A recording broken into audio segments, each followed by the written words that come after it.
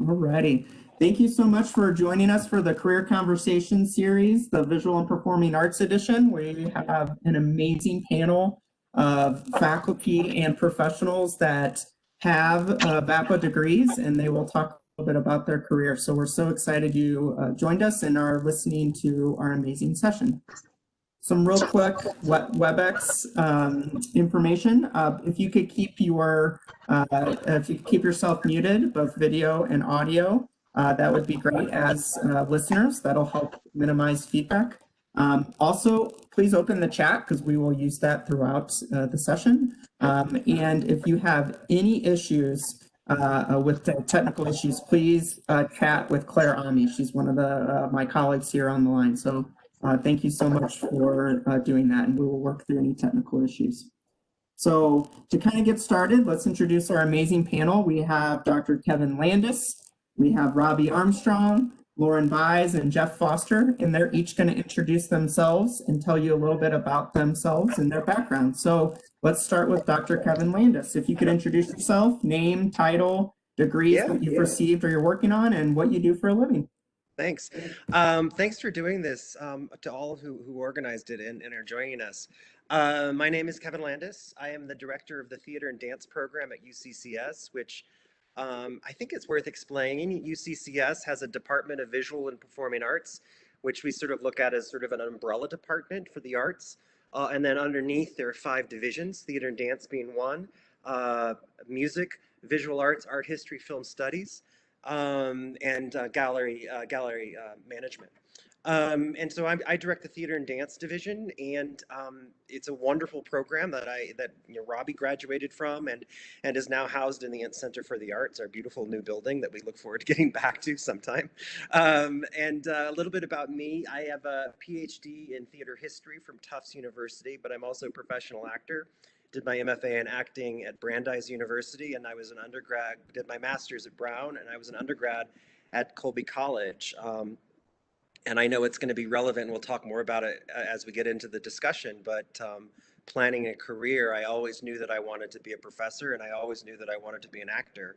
And so I sort of, when I graduated from undergraduate at Colby College, I didn't really know how I was going to do it, and I didn't stress about it. I just sort of figured out my way, and eventually decided I'd go, get degrees both in the professional practice side with an MFA, and then eventually to PhD, so that I could realize both of those dreams as a scholar and a working performer. So that's a little bit about me.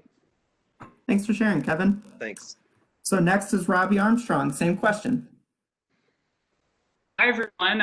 So I'm Robbie Armstrong. My degrees, I have a few of them. So I got my Bachelor of Arts in VAPA theater option at UCCS, and then I continued straight on to get a Master of Arts in leadership in higher education. And I'm currently working on a Master of Fine Arts in stage management. What I do for a living, I'm twofold. I do stage management. I'm a stage manager, and I work in New York theater in the greater New York theater scene, as well as the television scene in New York City. But I'm also still a higher education professional. So my specialties are managing residence halls and working in residence life, which is something I do now. And I also like to teach. So on occasion, I will adjunct teach some classes here and there for undergraduate students. Thanks for sharing it. I think that's really cool that you kind of have these two interests and you're able to do them both. And I think that's something students need to hear about, that it's not about selecting one thing. There's ways to combine interests. So excited for you to kind of continue to tell your story. So next is Lauren Bies.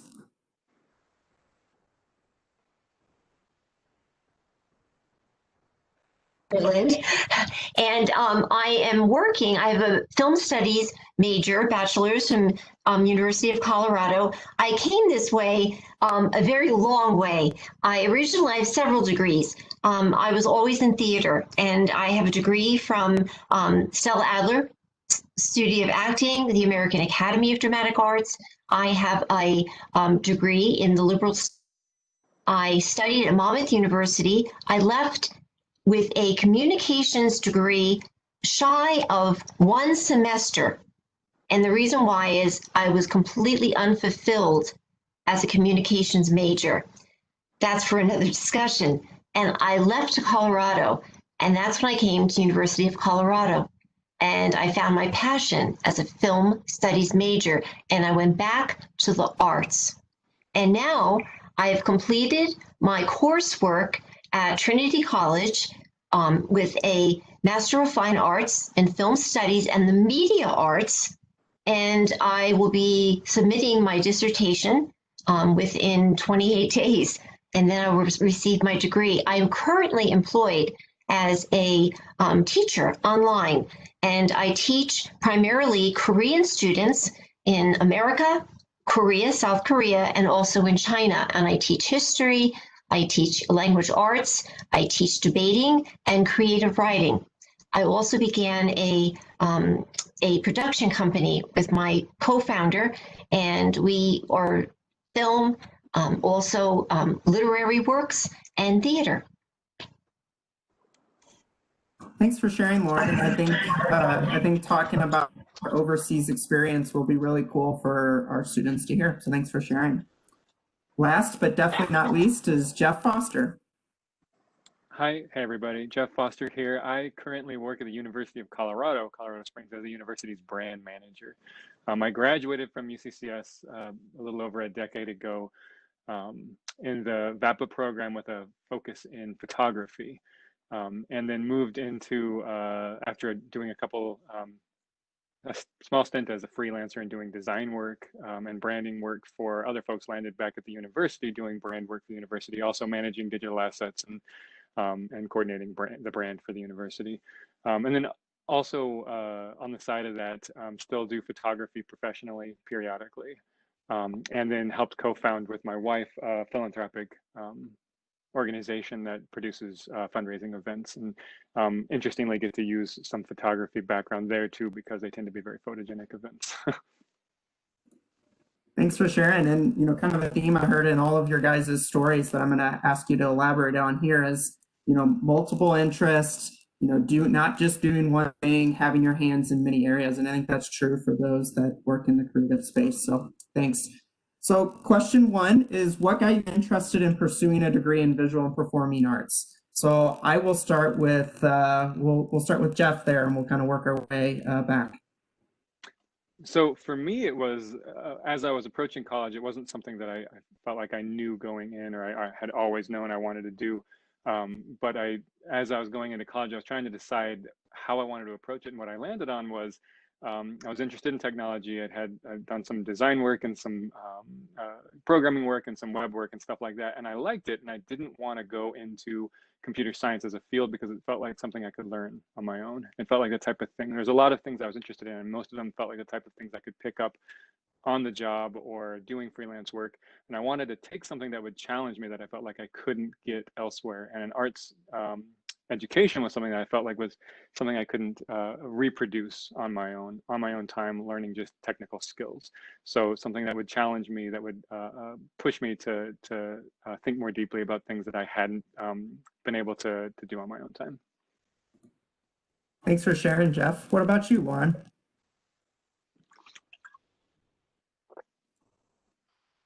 Major. And at the time, I was a published playwright.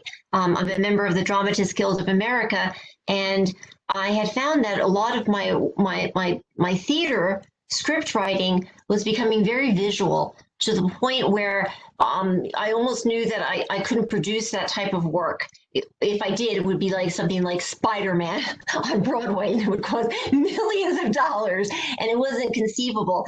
And then I took a course. I took 70s film at the university, and it was Dr. Robert von Dostoevsky, and I was completely enthralled by his class. And I remember I went up to him after class and I said, "Why don't I ever see you, in the courses? Why can't I choose you as a teacher?" And that's when he said, "Well, I'm not in communications."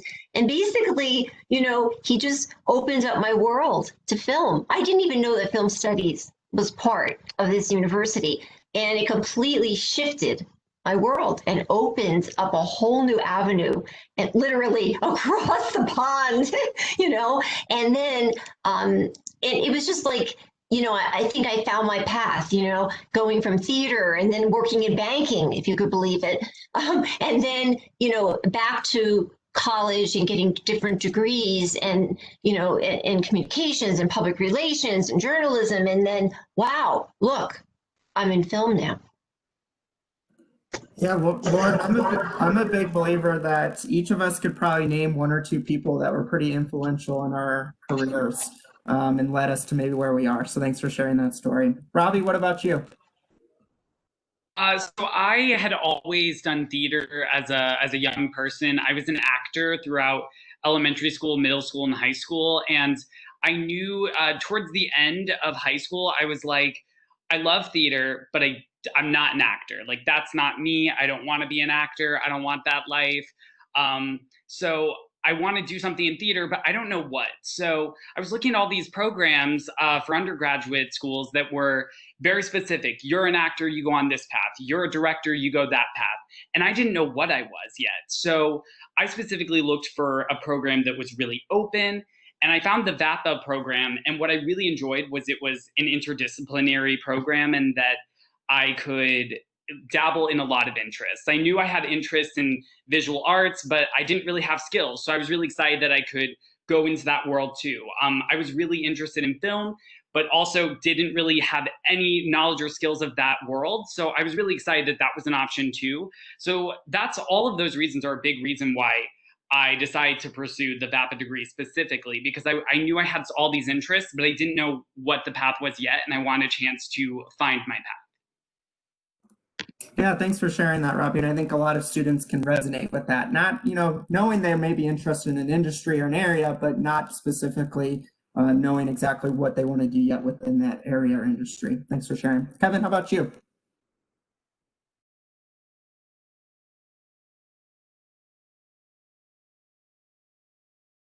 Went to a school that was liberal arts minded.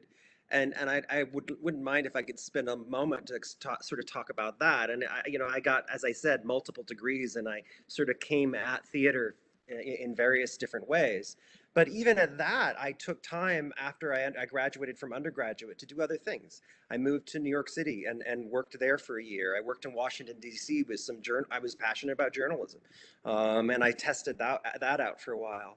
And so in ways, focusing on liberal arts, which sometimes unfairly are maligned in our society today, and I mean strongly unfairly, is the operative word there, that one of the things we learn as people who focus on the liberal arts is we learn how to find different avenues of success.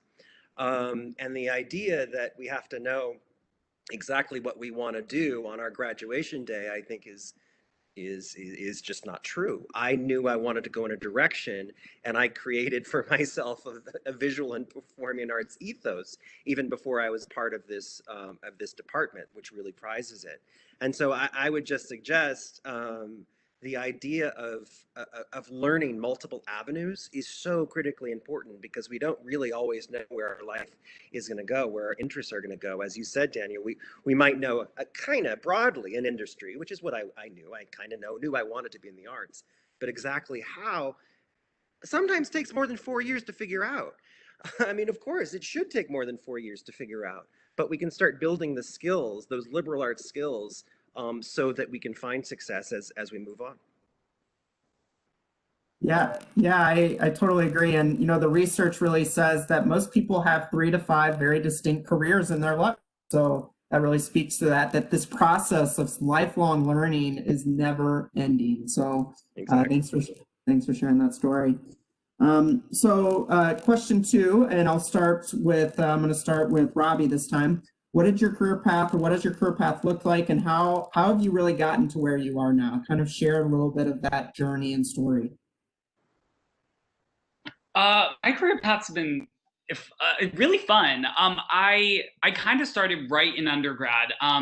After my first year on campus, I took on the role of a stage manager on a show in the Osborne Studio Theater on campus. And after that show, I guess people noticed I did a decent job, because a bunch of my professors were reaching out to me asking me to do work outside of school. So I was pulled up to Theater Works to work up there, and then I was pulled up to the Denver Center to work on some events up there. And I consider that like the beginning of my career. Those were my first paid gigs. I thought I was so cool to make like $100 in a hot pocket to make theater. Like that to me was like the coolest thing. And so I was doing that. And then I was also working on campus. I was a resident assistant in the residence halls, and I was a French tutor in the language center.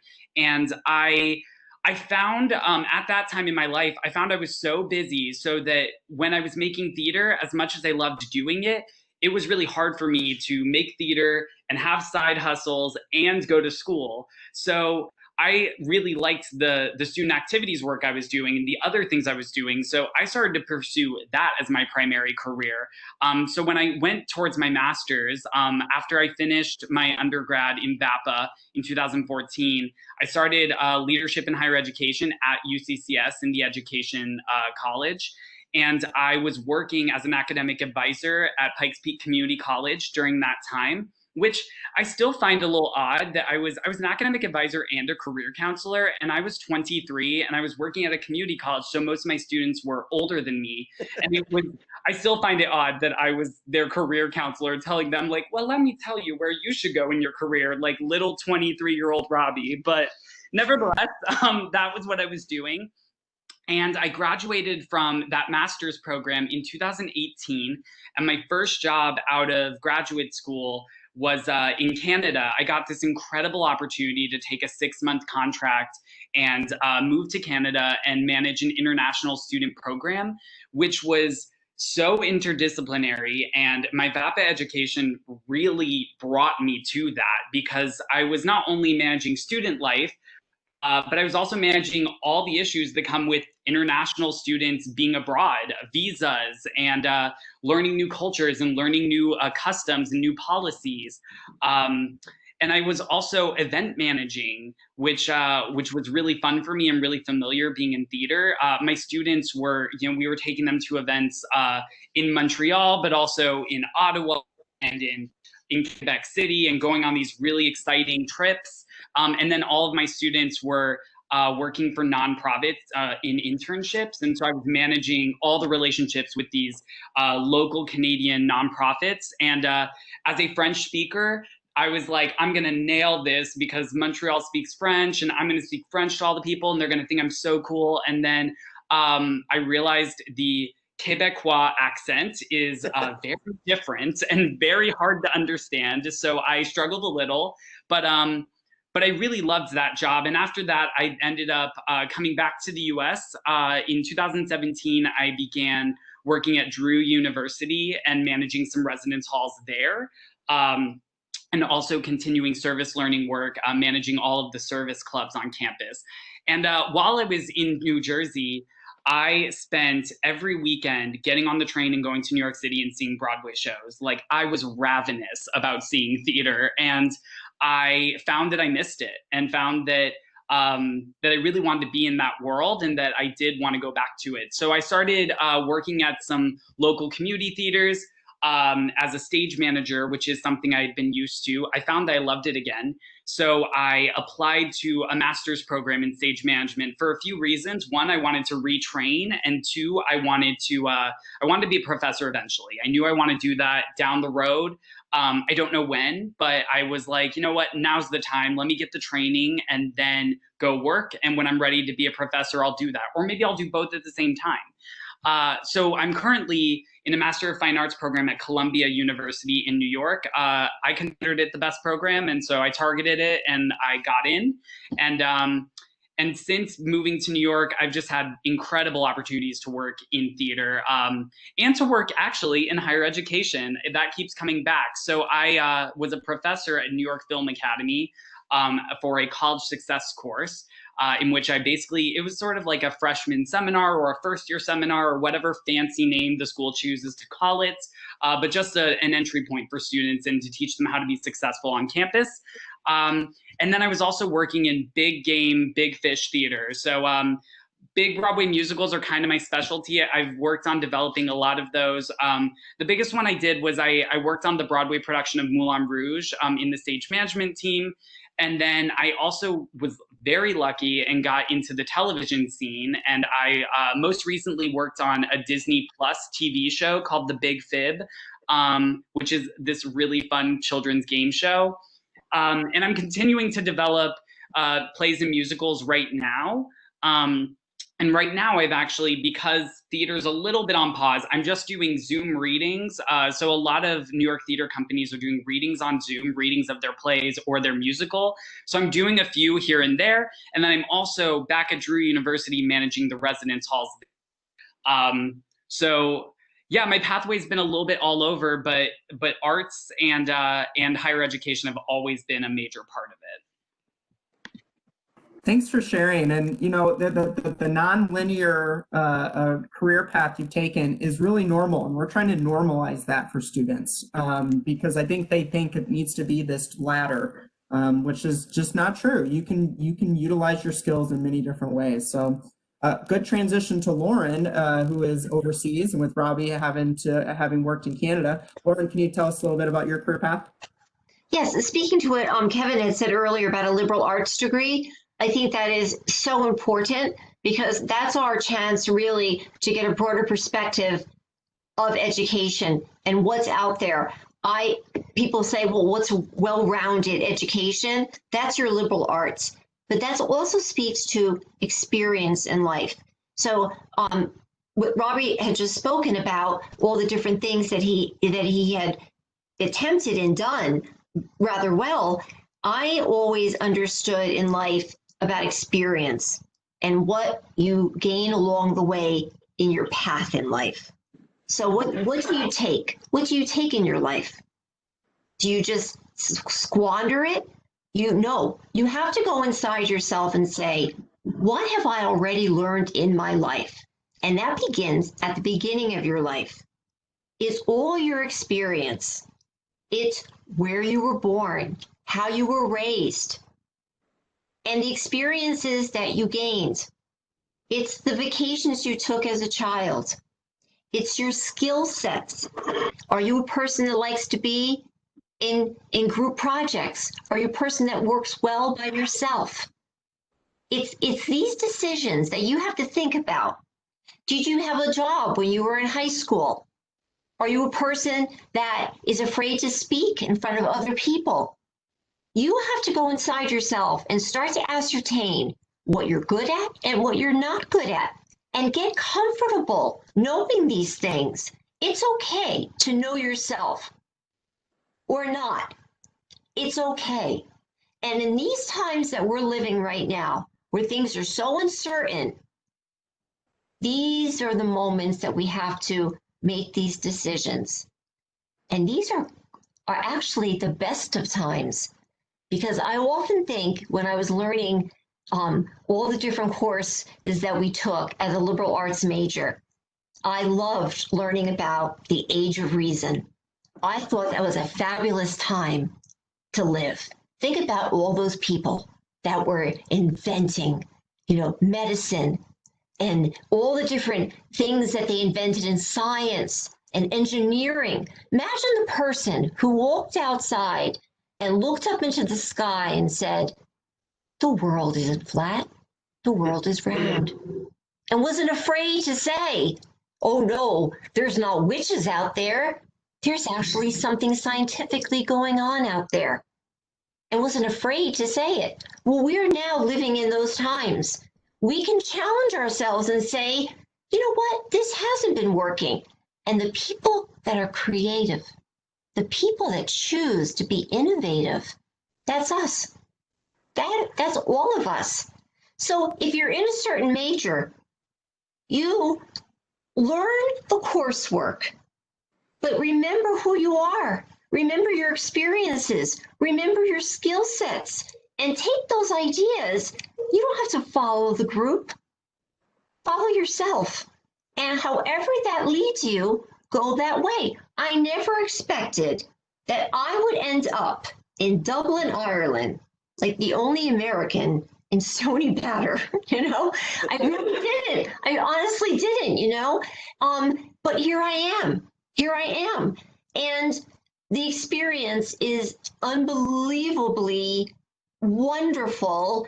And I'm living in a historical building, and I have a neighbor that's Brazilian, and I have someone that's Scottish and French. And I mean, we're like the little United Nations here. We really are. Honest to God, there's so many people that here, like, and it's fascinating. And every time I go out, I'm meeting someone from some other place, and I never thought I would get here from where I was, and that's life. And it's okay. It's okay.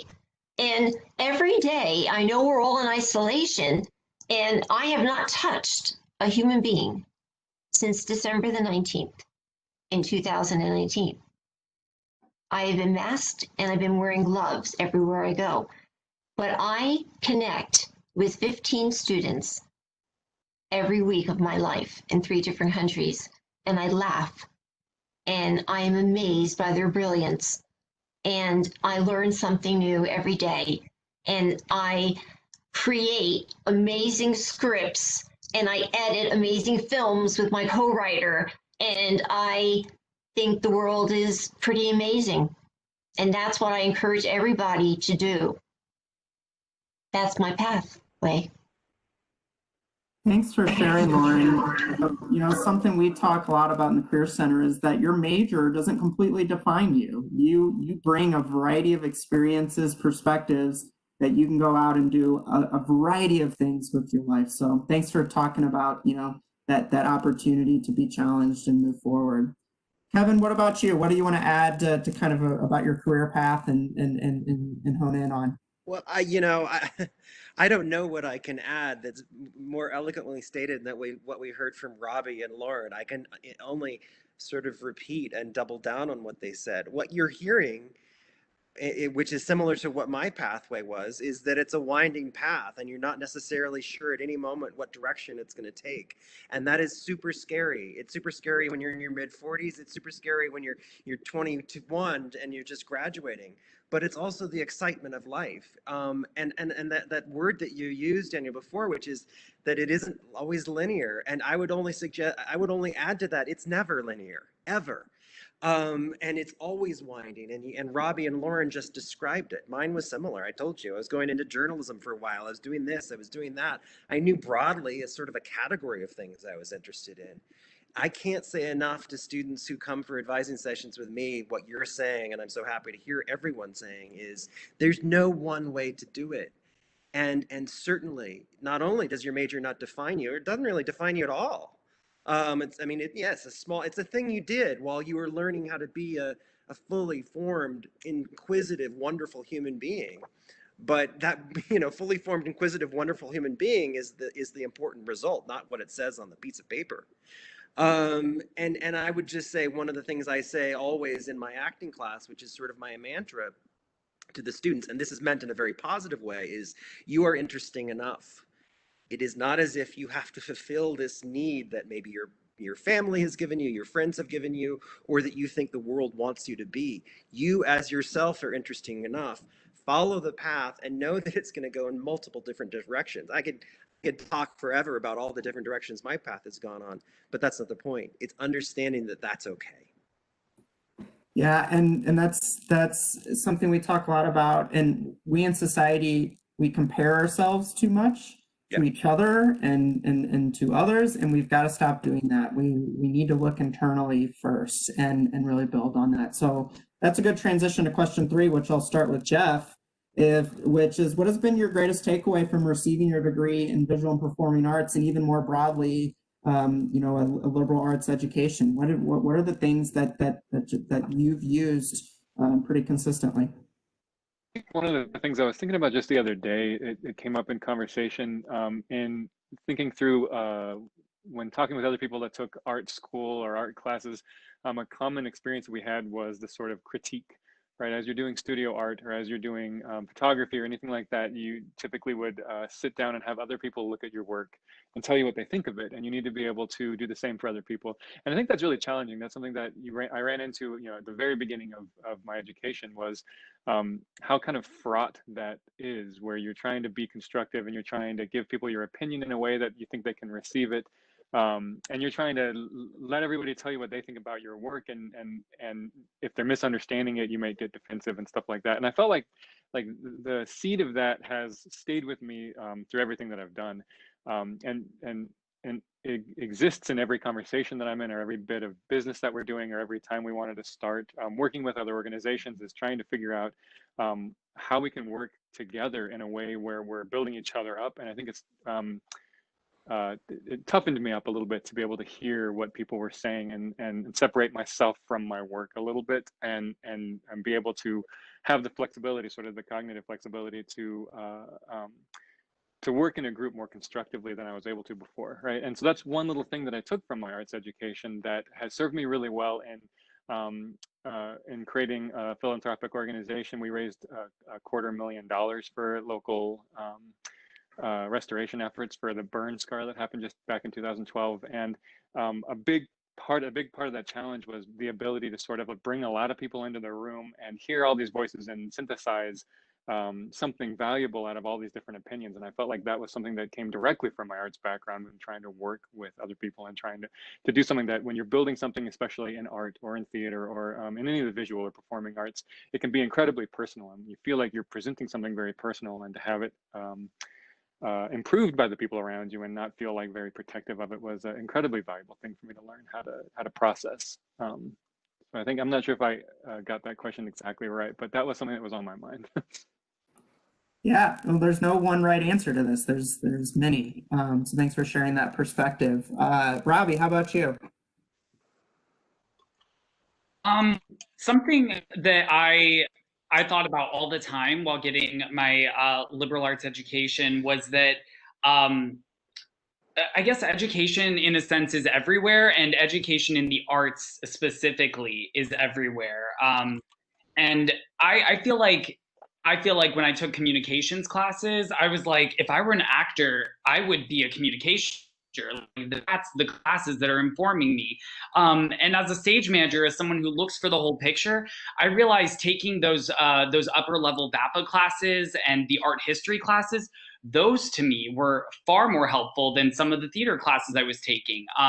But I think that's what's important about what we do as artists, as people in our career, is that we find inspiration from all the places you would least expect it, or some of the obvious places, and pull it into what we do to make something new and fresh. So finding inspiration from unique places and being willing to dive into something I knew nothing about was the greatest takeaway. Thanks for sharing that, Robbie. How about you, Lauren? Jeff and Robbie has just said, the liberal arts education is a reflection on everything that I write. I know it's in my characters. It's how my characters express themselves. The references that they make, will be like, there'll be something from art history. There'll be something from science. There'll be political references. It's always reflective in my writing. The script I just wrote for my dissertation is extremely evident from the education I received. Also, I tweet a lot. I have a very active Twitter account, and the tweets that I write a lot, I make references to Greek mythology and art history, and I use a lot of pictures of reference of things that I studied, because I almost went into art history.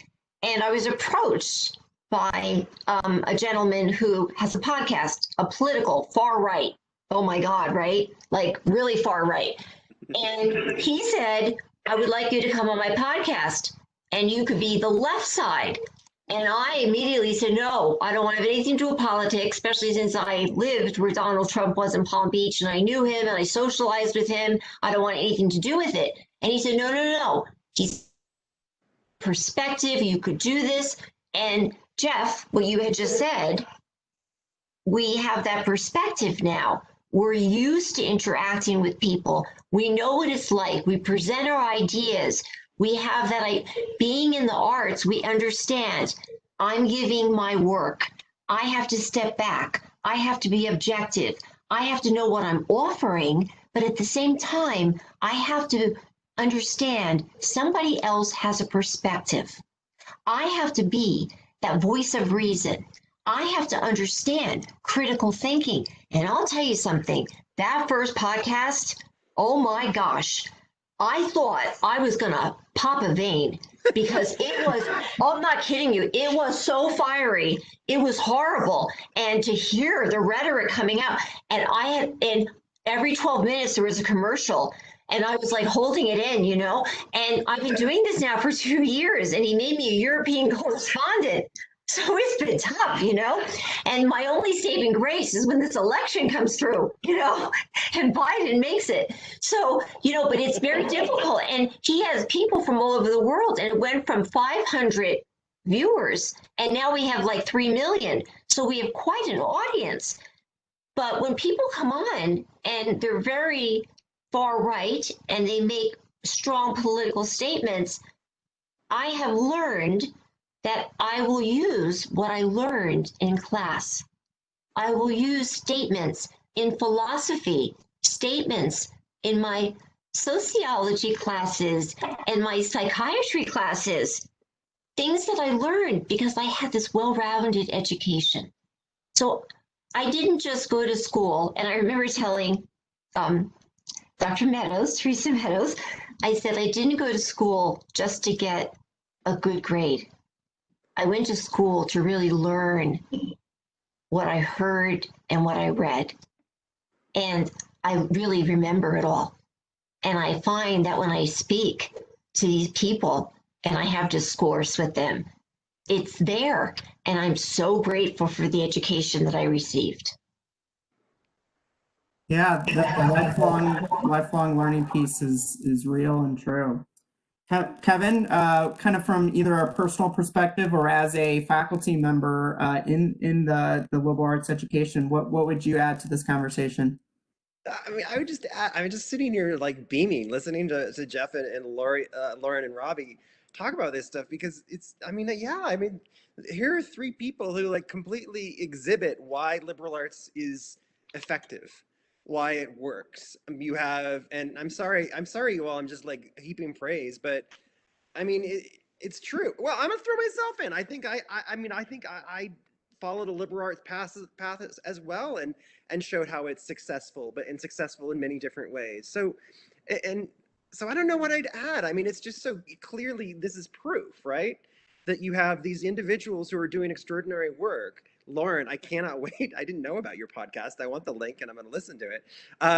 It sounds like a lot of fun, but I just go back to something that Robbie was sort of saying about, you know, finding interest in things that you didn't like. This art history course is actually affecting you more than this thing that you thought is supposed to affect you the most. And that's so true. The most memorable class I took as an undergraduate, as a theater and history double major at Colby College, was the math requirement that I had to take. And there was the math class, the logic class, that was sort of the one that everyone who wasn't, you know, a math or science person took. And it was fabulous. And I loved it from day one. I aced every test. I spent my whole semester focused on that class because I was really interested. I just loved it. And I find, just like Lauren was saying, the things that you use from your undergraduate, you know, I can use, you know, I know what a tautology is because I remember having to learn that for a test, or all of the logical fallacies that now I see all the time in front of me that I can attribute to knowing and understanding. Because I had to take a math requirement, and that was the one I chose to take. So it just speaks to, you know, I do hear students sometimes, and I think they eventually realize that they get out of that mindset. They're like, oh, do I really have to take this math class or this, you know, natural sciences class? I'm like, yeah. And you know what? It might change you more than the acting class you're taking from me, you know, tomorrow afternoon. And we all have to just remember that, even though we're going through the drudgery sometimes of something we don't think we're interested in, it makes us more inquisitive people. And that's what you see in these 3 panelists, how inquisitive and successful they become well, because they're remarkable, but because they've committed themselves to being those inquisitive people. Yeah, and how you beat me to the punch. How often do we hear from students like, "Why do I have to take this, that, or the other class?" And helping them realize that well-rounded education, and sometimes those classes that you don't expect are the ones that change your life the most. So thanks for sharing that story. So our kind of last question before we'll open it up for Q&A is, what recommendations might you give to a student who's kind of unsure with what they want to major in, and maybe they're leaning towards a degree in the performing arts or liberal arts education? What's one piece of advice you may give? Or another way to ask this question is, what's one piece of advice you would give your younger self that would have helped you as you navigated your career? So you can take it either way. Jeff, we'll start with you if you're ready. Yeah, sure. I mean, so this is something we've already said, and I'll sort of be reiterating what a lot of folks here have been saying, but I think there's this problem with how we talk about higher education, where everyone wants to say, you go to school and you get a job, you go get your degree, and that's what your career is. And I think that's kind of a shallow and sort of silly way to think about higher education. Yeah, some people want to go straight through, get a degree in something and go get a job in something, and that's what they want to do. But I think that in general, higher education is significantly more valuable than just kind of what job you land with on the other side.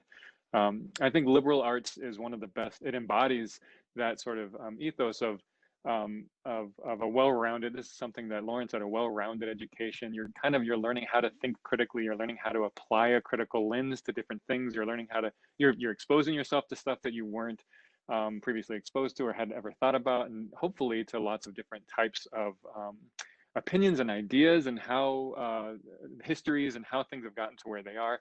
And a person who's able to see the big picture, a person who's able to synthesize information from different sources, frankly, people who are able to tell what is based in reality and based in fact, and can kind of suss out when they're being tricked or something's happening around them that's not making a lot of sense. That type of skill set will last your entire life, and it can bring you through a dozen different industries, types of jobs. A lot of the people who change the world, and I hate to bring it to Steve Jobs because that's kind of trite, but I mean, he said that his most influential he didn't graduate, but his most influential college course was calligraphy, and it changed the way he thought, and he's had an outsized impact on the world and how we use technology and how people think and communicate, and you can tell that same story for dozens and dozens of people. Very few people are like, well, I went and got a business degree and I started my business and I changed the world with my business. There's value in any kind of degree, and I think in liberal arts it gives you an enormous amount of flexibility in where you want to go and what you want to do, and how you want to build your own pathway to get there. Yeah, thanks for sharing that, and I'll pass it over to Lauren if she wants to kind of attack the same question or think about advice you would give to your younger self. Oh, yes, absolutely.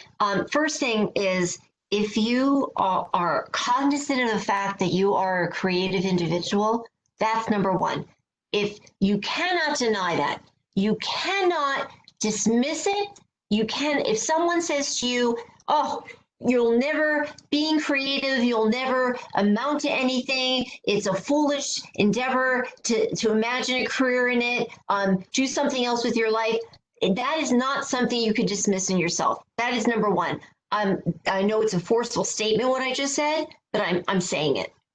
If a person who is creative is a person who is creative, that is an essential, intrinsic self, soul, being, and that's the end of it. You can deny it, but it will resurface at some point in your life, and you will go back to the beginning. So just accept it. Use it. Use it. That will be your life force. That will be what will motivate you. That will be what that will get you up in the morning. That will be your saving grace when things are horrible. And what you do is, it's like a superpower. That is how you motivate yourself to decide what you want to do with your life. And through that, you develop it almost like you're planting a beautiful field of flowers, and you start to ascertain your skill sets. You look at your experience, and you educate yourself, just like Jeff said, we have to understand perspectives in this life, other people's. We have to understand how people think. We have to change our ideas about things.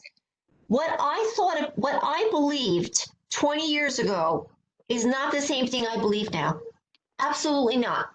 I used to be very black and white when I was 14 years old, very black and white when I was 30 years old.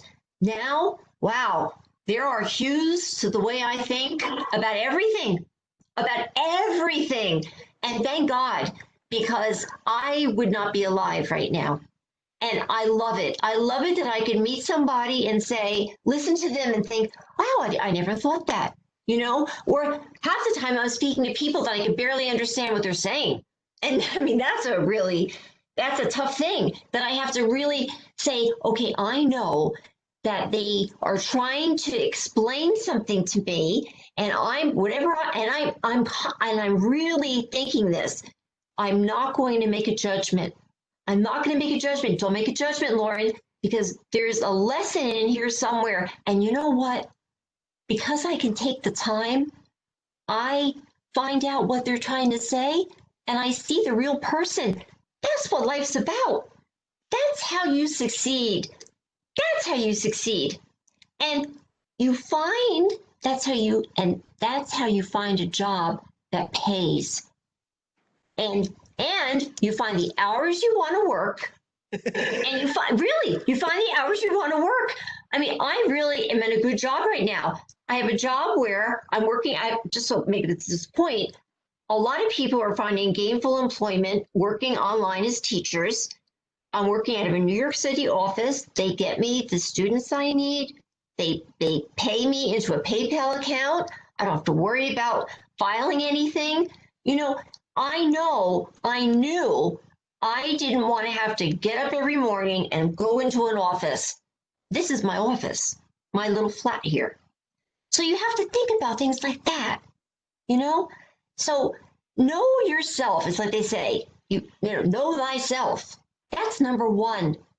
And then go forth. That's my best advice. Thanks for imparting that wisdom. That is profound and something people really need to take heed that advice. And two, I also wanted to point out the creativity piece. How often do we hear from people that say, I'm not creative because they don't draw or they don't do art, right? Creativity is a much broader term that can be used in many different ways. It could be coming up with solutions to problems and that type of thing. So I like to help students realize that they have potentially more creativity than they know. So I'm going to pass it on over to Robbie. Same question. Something I like to think about, Kevin Landis said this to me when I was an undergrad, and I'm going to paraphrase him, but he said that the undergraduate experience is a student's commitment to being a scholar for 4 years or however long. But I think about that a lot because if you're going to be a scholar and commit that time to being a scholar, you have to study something you love. You have to choose a type of education you love. It's not about studying the thing you want to do forever. It's about studying something that gives you a willingness to live and gives you a spirit of life that will propel you forward. And I think one big thing that was an issue for me, but also for a lot of students, is people think, oh, going into the arts is dangerous or risky, and people are really afraid to make that jump. But I say, like, you could stay safe, but safe is boring. That is uninteresting. And I find that during this time, during this pandemic, a lot of my friends in the New York theater scene have unfortunately lost the Broadway shows they were working on or other arts projects they were working on, but they have been able to reinvent themselves and pivot their other passions into money-making opportunities for them to sustain them better than anyone else. I find that the people who went for that liberal arts education, the people who studied what they loved, are the people who have been more successful and have been able to find passion everywhere. So I say, don't be safe, go for what you love. And Robbie, when do we grow the most? When we're the most challenged and when we've put ourselves out there, right? It's when you learn the most about yourself. So we talk about that a lot too. So due to time, I'm going to have Kevin Landis kind of end the conversation here with any imparting thoughts on this question. So I'll pass it on over to you.